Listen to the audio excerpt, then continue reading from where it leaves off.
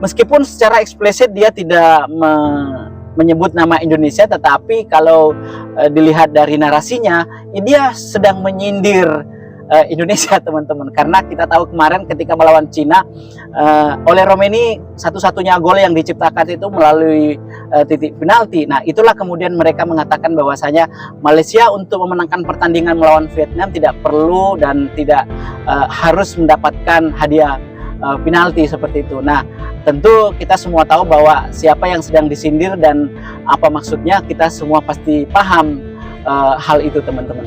Nah, begitulah fans sepak bola Malaysia mencoba untuk mengganggu psikologis kita atau mencoba untuk nyinyir terhadap timnas Indonesia kita. Nah, memang sejak beberapa bulan terakhir ini Malaysia juga sudah mempersiapkan pemain-pemain yang sudah dinaturalisasi. Berbeda dengan Indonesia, kita selalu mencari pemain-pemain yang memiliki darah keturunan Indonesia, sementara Malaysia tidak, teman-teman. Mereka mencoba untuk mencari pemain yang siap untuk dinaturalisasi dengan kualitas yang baik, meskipun tidak ada darah Malaysia seperti itu. Jangan lupa subscribe Unikas dari Thank you, terima kasih. Sukses selalu ya, belajar yang baik ya. Semangat. Baik maupun secara untuk PB Bhinneka, hati-hati di jalan, Pak. Teruskan perjuangan. Kalau saya sendiri secara pribadi, Pak Bro. Assalamualaikum warahmatullahi wabarakatuh. Halo, hari ini jumpa lagi bersama Biodika Sport Channel, teman-teman.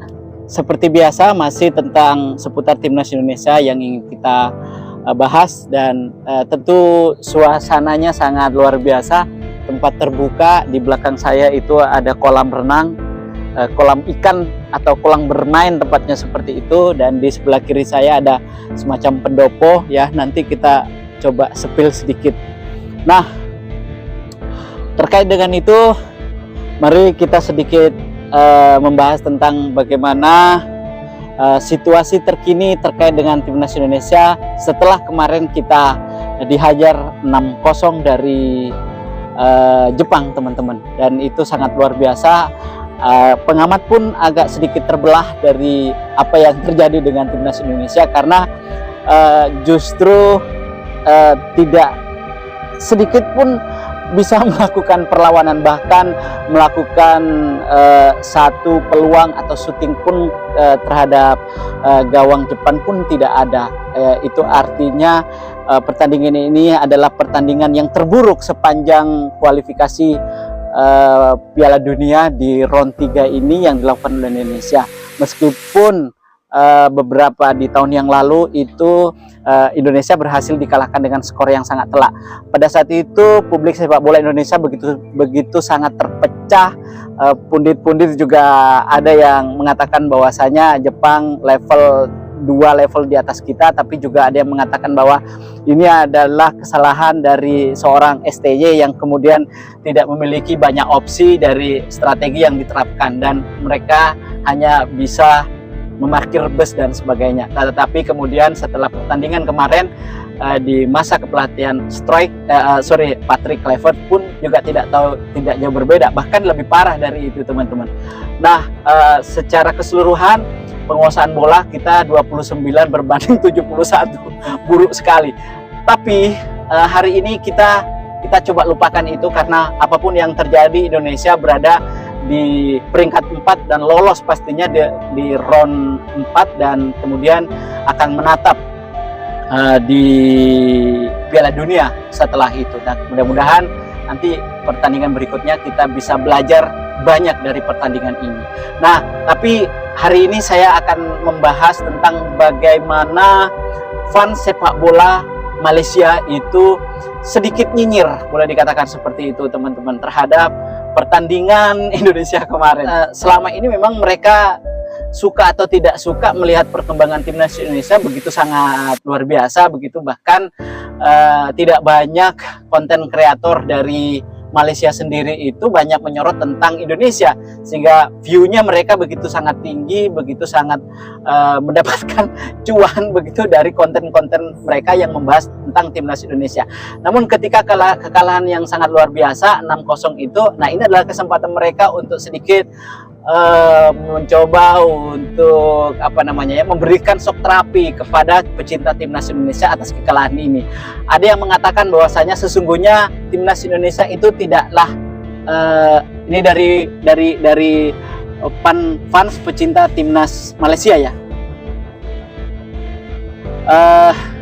Mereka membandingkan ketika Malaysia pada saat itu di Piala Asia mampu menahan imbang Korea Selatan, padahal waktu itu Malaysia tidak diperkuat dengan pemain naturalisasi, alias pemain-pemain yang berlaga di Piala Asia waktu itu adalah semua pemain lokal, tapi mampu menahan imbang Korea ya. Kemudian dibandingkan dengan pertandingan kemarin itu, tentu mereka katakan bahwa tim Harimau Malaya jauh lebih baik ketimbang Indonesia, begitu. Itu yang dikatakannya.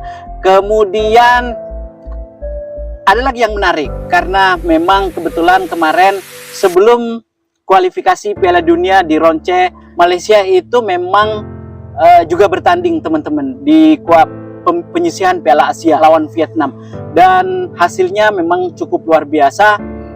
Malaysia mampu mencukur atau membantai Vietnam dengan 4-0 tanpa balas teman-teman.